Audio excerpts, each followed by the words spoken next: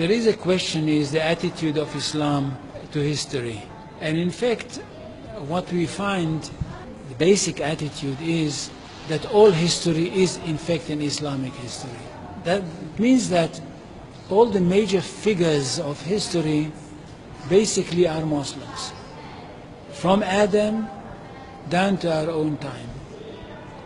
So if the Jews or the Christians are demanding something and basing it on the fact that there was a king called Solomon, or a king called David, or a prophet called Moses, or Jesus, then of course what they are doing, they're saying something which is not true, or in fact they don't know that all these figures were basically Muslim figures.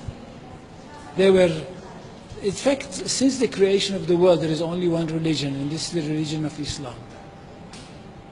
So if anybody says, look, there is a place which is connected with Solomon, and that's the place where the Temple of Solomon stood, a true Muslim would tell you, yes, absolutely right, but don't forget that Solomon was a Muslim, and David was a Muslim, and Abraham was a Muslim, and Isaac was a Muslim, and Jesus was a Muslim. And this is what I mean by the Islamization of history.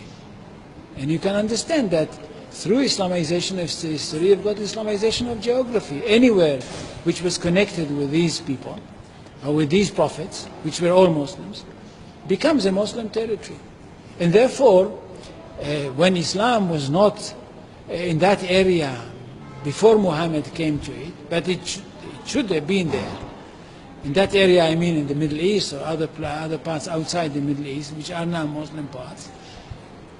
Any place like this had to be freed, not to be conquered, had to be liberated.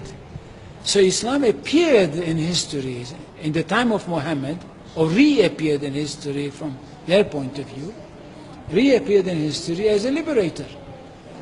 And therefore there is no Islamic occupation. If somebody occupied anything, it would be always somebody else, not the Muslims. So there is no Islamic occupation, there is only Islamic liberation.